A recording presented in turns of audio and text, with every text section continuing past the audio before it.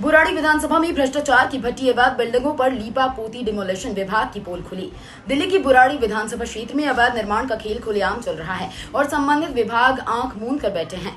गठबंधन समाचार की रिपोर्ट के बाद भले ही विभाग ने कार्रवाई का दिखावा किया, लेकिन हकीकत यही है कि ये कार्रवाई महज एक फोटोशूट बनकर रह गई है।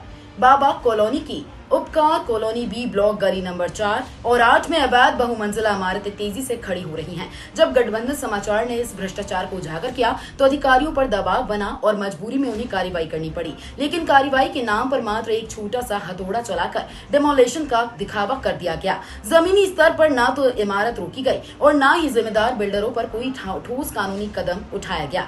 दिल्ली विकास प्राधिकरण यानी कि DDA और नगर निगम MCD जैसे विभागों की नाक के नीचे बिना नक्शा पास कराए, बिना किसी वैधानिक अनुमति के अवैध इमारतें खड़ी की जा रही हैं। ये सिर्फ विभागीय लापरवाही नहीं, बल्कि साफ साफ रिश्वतखोरी और भ्रष्टाचार का खेल है। जिस जमीन पर 2 मंजिल से ज्यादा निर्माण की अनुमति तक नहीं है, वहां 4 और 5 मंजिला इमारतें खड़ी हो रही हैं। सबसे बड़ा सवाल ये है कि इन बिल्डरों को आखिर किसका संरक्षण प्राप्त है। क्षेत्रीय स्तर से लेकर ऊपर तक विभाग के अधिकारी इन निर्माणों को देखकर भी अनदेखा क्यों कर रहे हैं। जमीनी सूत्र बताते हैं कि मोटी रकम लेकर अधिकारियों की जेबें भरी जाती हैं और उसके बाद अवैध निर्माण को नजरअंदाज कर दिया जाता है। यही वजह है कि डिमोलिशन की कार्रवाई भी महज दिखावे तक सीमित रह जाती है।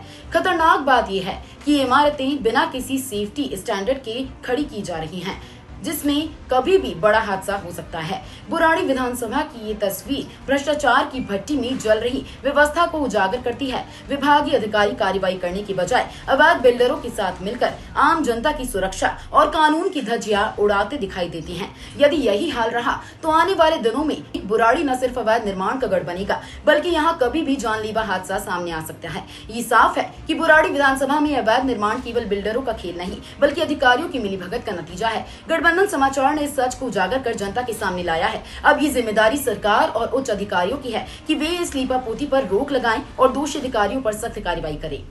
जब तक रिश्वतखोरी और भ्रष्ट तंत्र पर लगाम नहीं लगती, तब तक ऐसी इमारतें खड़ी होती रहेंगी और जनता इसके खामियाजे भुगतते रहेंगे।